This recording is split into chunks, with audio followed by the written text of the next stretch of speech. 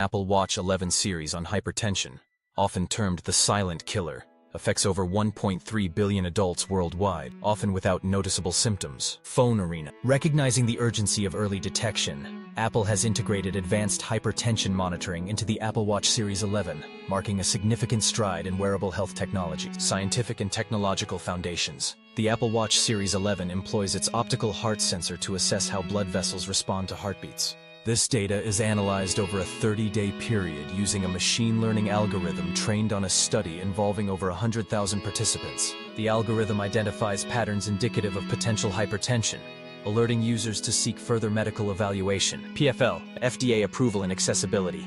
This hypertension notification feature has received FDA clearance and will be available starting September 15, 2025, with the release of watchOS 26. Importantly, it isn't exclusive to the latest models. It will also be accessible on Apple Watch Series 9 and later, including Ultra 2 and newer models. The significance of such early detection tools. Making accurate detection easy and part of daily life can help people get care earlier and prevent avoidable harm.